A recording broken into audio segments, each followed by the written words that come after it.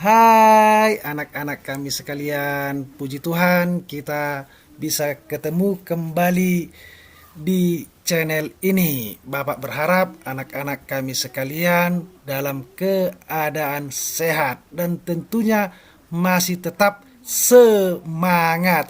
Semangat, semangat untuk belajar dan belajar.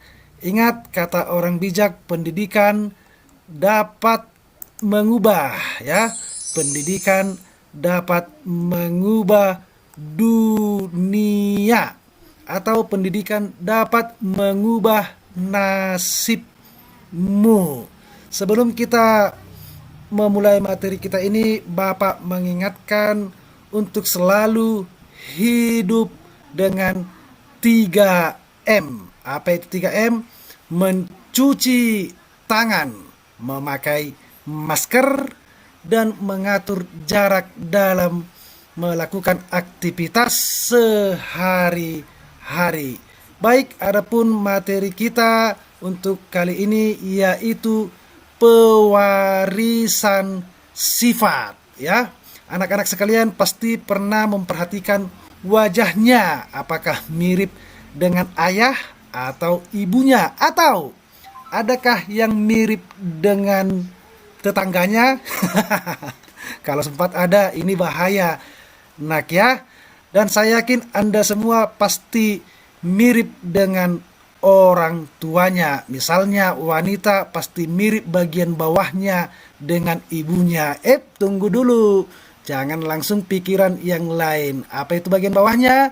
Jempol kaki. Dan masih banyak lagi hal-hal yang mirip dengan orang tuamu. Apakah rambutnya keriting atau tidak? Hidungnya mancung atau tidak? Atau tinggi badannya pendek atau tinggi? Bahkan sifat dan karakter juga mirip dengan orang tua.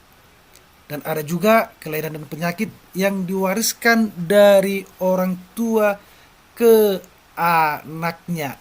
Dan banyak sifat-sifat yang diturunkan orang tua kepada anaknya. Pertanyaannya, kenapa? Kenapa kita kok bisa mirip dengan orang tua kita, tidak dengan tetangga, ya? Ya, jawabnya ada di materi kita kali ini, yaitu pewarisan sifat.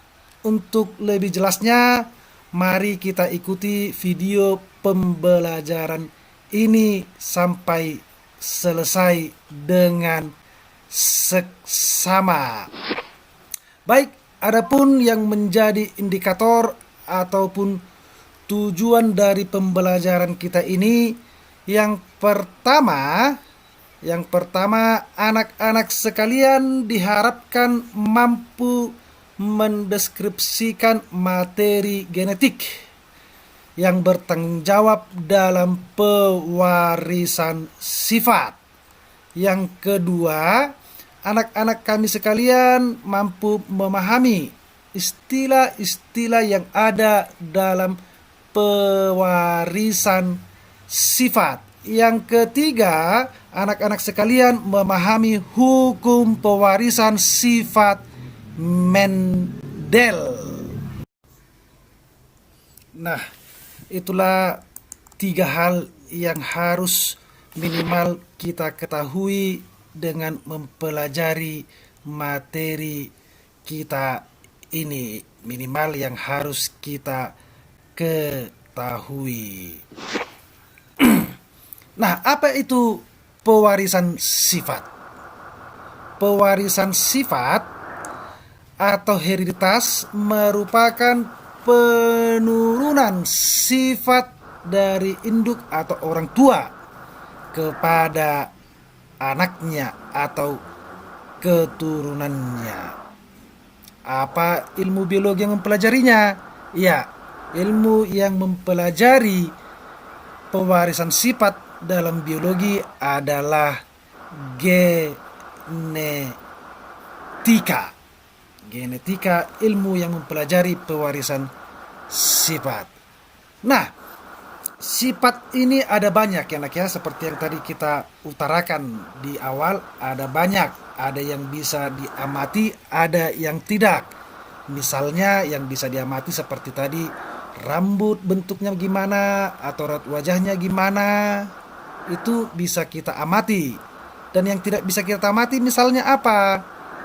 Karakteristik. Ini Bapak kira tidak bisa kita amati atau susah kita amati.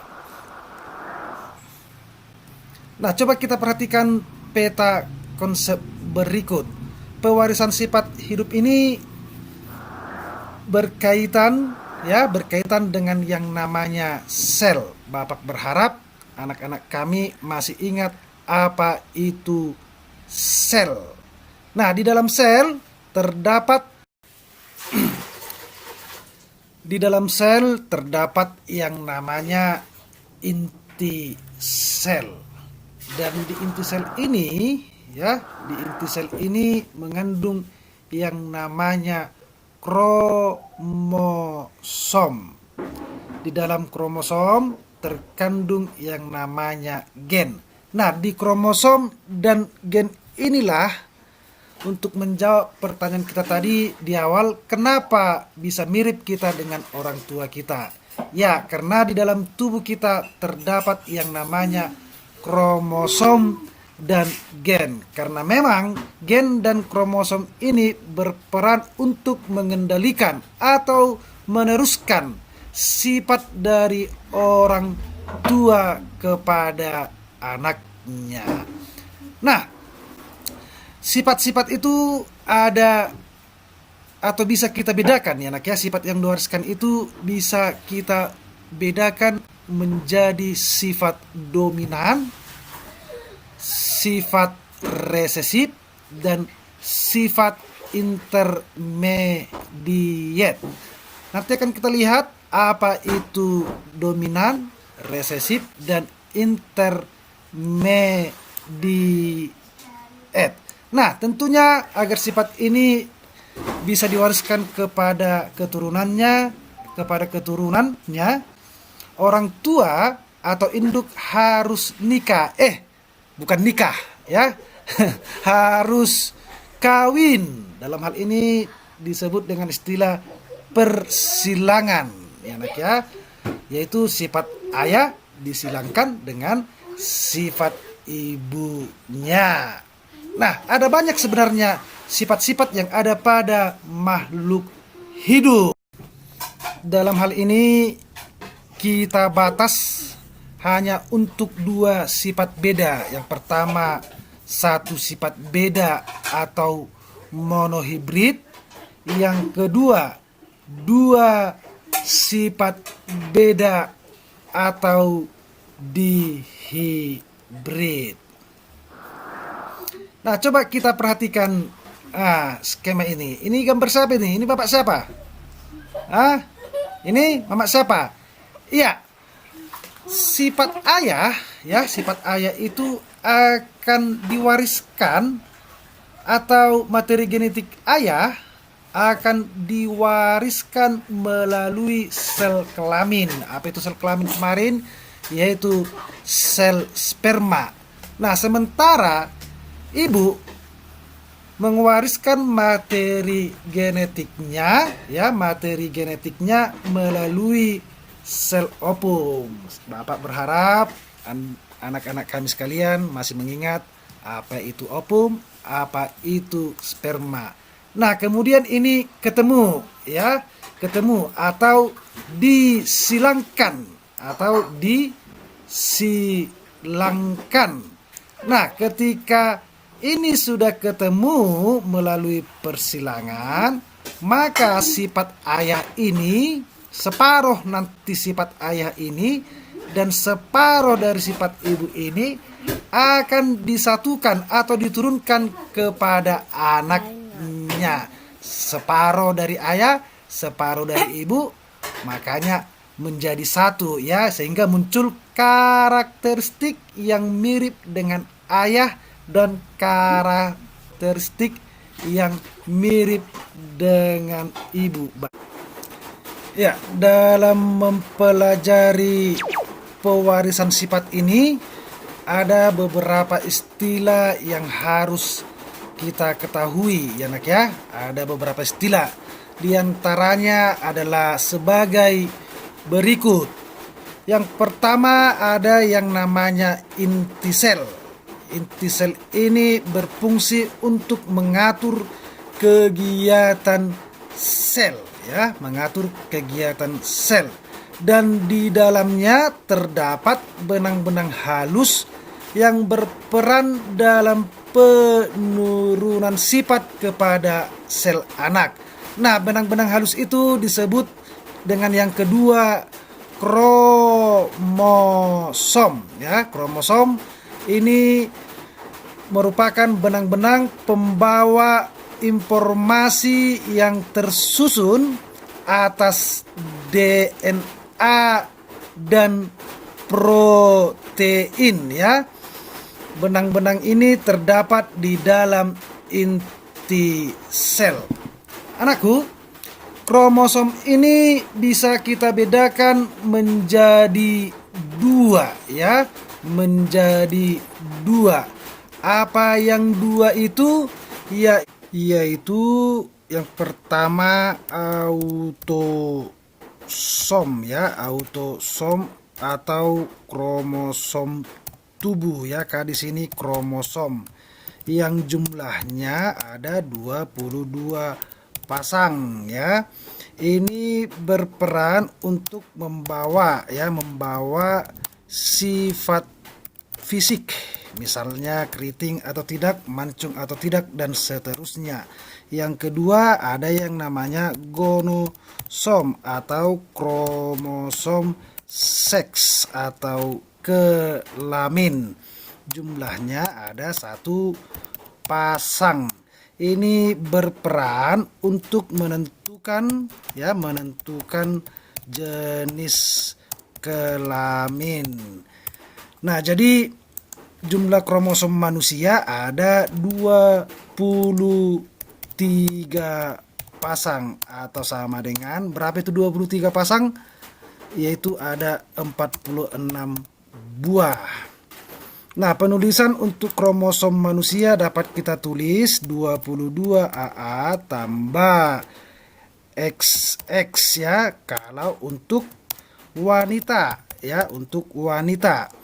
Dan 22 AA tambah XY untuk pria ya. Inilah penulisan kromosom untuk manusia ya, untuk manusia. Nah, yang berikutnya ada DNA. Istilah yang berikutnya DNA itu berbentuk seperti 2 untai.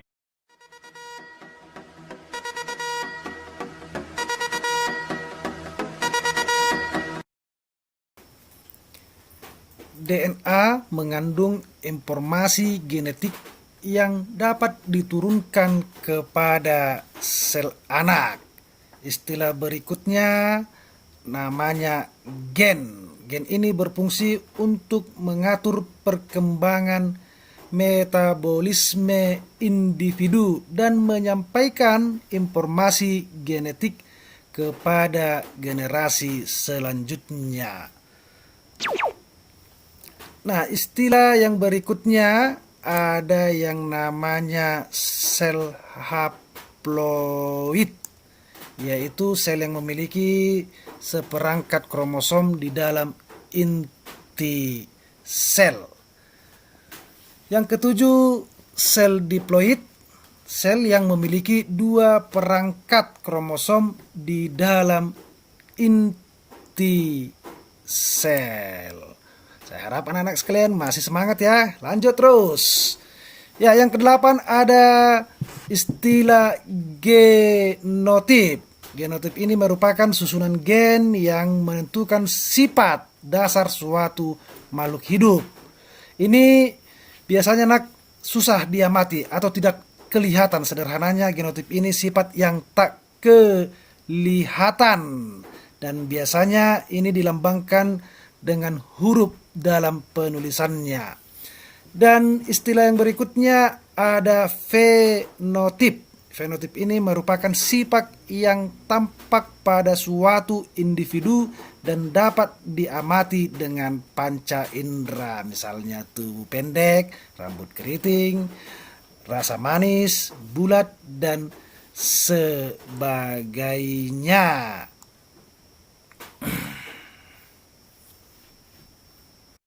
Ya, istilah yang berikutnya ada gen dominan, yaitu gen yang menutupi atau mengalahkan gen pasangannya. Dan ini biasanya selalu dilambangkan dengan huruf besar.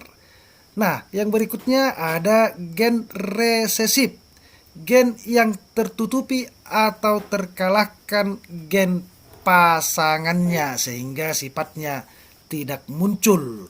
Biasanya ini dilambangkan dengan huruf kecil ya anak ya, dengan huruf kecil. Tadi ada istilah fenotip dan genotip. Apabila misalnya gennya T besar itu menyatakan tinggi dan gen T kecil itu menyatakan rendah, ya. Nah, apabila ini disatukan, gen yang dua ini disatukan disebut menjadi genotip, sifat yang tidak tampak ya disebut dengan genotip, atau sifat yang tampak yaitu T besar dan T kecil. Inilah genotipnya. Nah, apa fenotipnya? Fenotipnya yaitu fenotipnya tubuh tinggi ya, tubuh tinggi. Kenapa tubuh tinggi? Karena T ya, karena T dominan ya. T ini dominan terhadap T kecil sehingga yang muncul yaitu sifat tinggi ya anak ya. Oke, istilah yang berikutnya ada intermediate, yaitu gen tidak ada yang mengalahkan dan tidak ada gen yang terkalahkan. Artinya sifat kedua induknya sama-sama kuat, dan di sini akan memunculkan sifat yang baru. Misalnya ini bisa kita jumpai pada bunga pukul 4 atau Mirabilis jalapa, yaitu bunga berwarna merah. Bunga berwarna merah fenotipnya, genotipnya MM besar, disilangkan dengan bunga warna putih, genotipnya atau fenotipnya MM kecil akan menghasilkan keturunan berwarna pink. Fenotipnya dan genotipnya M besar dan M kecil. Beda kayak yang tadi, seperti yang tadi, T besar ketemu dengan T yang kecil genotipnya. Fenotipnya apa? Ya, fenotipnya tadi bertubuh besar yang muncul T besar. Beda dengan intermediate ya anak ya, bedakan intermediate, dominan, dan resesif. Nah, yang berikutnya ada istilah alela, sepasang gen yang mengendalikan sifat tertentu. Misalnya R besar gen untuk bunga warna merah, R kecil gen untuk bunga warna putih. Nah, istilah berikutnya ada istilah homozigot, yaitu genotip yang memiliki pasangan alel yang sama. Misalnya rambut keriting, genotipnya KK besar. Perhatikan KK besar ya anak ya, perhatikan KK besar. Nah, ada homozigot dominan, genotip yang terjadi karena sepasang alelnya bersifat dominan. Artinya genotipnya sama-sama huruf besar. Dan yang kemudian ada homozigot resesif, genotip yang terjadi karena sepasang alelnya bersifat resesif. Misalnya kakak kecil. Ya nak ya, bedakan resesif dominan, bedakan resesif dengan dominan ya nak ya. Dan yang terakhir ada heterozigot, yaitu genotip yang memiliki pasangan alel yang berbeda ya nak ya, pasangan alel yang berbeda. Misalnya seperti ini ya nak ya. Inilah dikatakan heterozigot. Heterozigot ya nak ya. Misalnya ini M besar dengan M kecil ya nak ya, dengan M kecil. Ini dikatakan heterozigot. Dan kalau dia homozigot ya nak ya, homozigot, namanya pun homo, sama ya nak ya, homozigot itu seperti ini nak. M besar.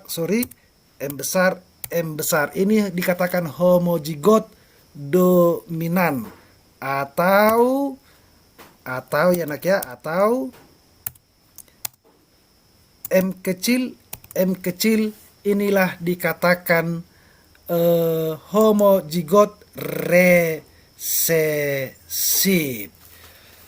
Oke, itulah istilah-istilah yang minimal harus kita ketahui dalam mempelajari pewarisan sifat. Saya kira sampai di sini materi kita nak ya. Minggu depan kita lanjut lagi mengenai hukum Mendel. Oke, menjadi tugas kita perhatikan tugas individu yang bertujuan untuk menumbuhkan rasa ingin tahu dan kecakapanmu ya nak ya. Adapun cara mengerjakannya, yang pertama perhatikan beberapa sifat manusia yang dapat diturunkan pada tabel berikut. Yang pertama, bagian tubuh, tinggi badan. Sifat yang diturunkan yaitu ada dominan dan resesif. Nah, untuk tinggi badan yang dominan pendek, jangkung resesif. Bapak harap Anda masih paham apa itu dominan dan resesif. Yang kedua, warna kulit. Dominan dia berpigmen dan resesif tidak berpigmen. Berpigmen di sini artinya memiliki warna kulit, apakah hitam atau putih atau kulit sawo matang. Nah, tidak berpigmen di sini artinya pucat. Tidak salah satu dari yang Bapak sebutkan tadi. Yang ketiga ada pipi, dominan berlesung pipi, tidak berlesung pipi, dan seterusnya. Ini yang harus Anda amati. Yang kedua, lakukan pengamatan terhadap anggota keluarga mulai dari ibu, bapak, saudara, dan terakhir dirimu sendiri mengenai bagian tubuh. Yang ketiga, catat hasil pengamatanmu pada tabel ya nak ya. Misalnya untuk ciri yang diamati, tinggi badan, macam mana ibumu? Pendek? Ya, kalau pendek tuliskan pendek. Bapak misalnya kalau tinggi tuliskan tinggi. Jika kau anak pertama, tuliskan anak pertama. Tergantung sampai anak keberapa isi kolomnya. Misalnya anak kelima, buatkan aja kolom anak yang kelima. Misalnya anak yang pertama, jika abangmu misalnya tinggi, buat tinggi. Dan jika dirimu pendek, buat pendek. Dan untuk lesing pipi, misalnya ibumu tidak, ayahmu juga tidak, apakah anak pertama, anak kedua, sampai dirimu atau adikmu berlesung pipi atau tidak, dibuatkan, dan seterusnya sampai hidung, apakah mancung atau tidak ya nak ya, dituliskan. Nah, pertanyaan, adakah sifat dominan yang tampak pada anggota keluargamu? Sebutkan jika ada. Mula dong na dominan, jika ada yang dominan tuliskan apa-apa saja. Yang kedua, di antara anggota keluargamu siapakah yang mempunyai sifat dominan paling banyak? Misalnya kakakmu atau anak pertama. Anak yang pertama ya tuliskan, ya jika memang dirimu tuliskan dirimu. Bapak berharap Anda masih paham apa itu dominan, apa itu resesif. Dominan tadi sifat-sifat yang diturunkan, pendek, berpigmen, dan seterusnya sampai besar atau hidung besar atau lebar. Yang ketiga, sebutkan sifat resesif yang berhasil kamu dapatkan pada anggota keluargamu. Jika ada pada anggota keluargamu yang misalnya jangkung, tidak berpigmen, tidak botak, rambut lurus, dan hidung sempit, ini jika ada yang muncul ya kamu tuliskan sifat-sifat resesif yang ada ini. Oke, saya kira itulah tugasmu. Bapak tunggu, silakan dikerjakan di buku tugasnya ya nak ya. Bapak tunggu hasilnya dipoto nanti dan diupload di grup kita. Bapak tunggu sampai jam 9 malam nanti. Oke nak? Oke, saya kira sampai di sini pertemuan kita ya nak ya. Bapak mengucapkan banyak terima kasih atas perhatiannya. Dan sampai ketemu di video pembelajaran berikutnya. Sekali lagi, tetap semangat. Oke, sekian dan terima kasih. Bye-bye.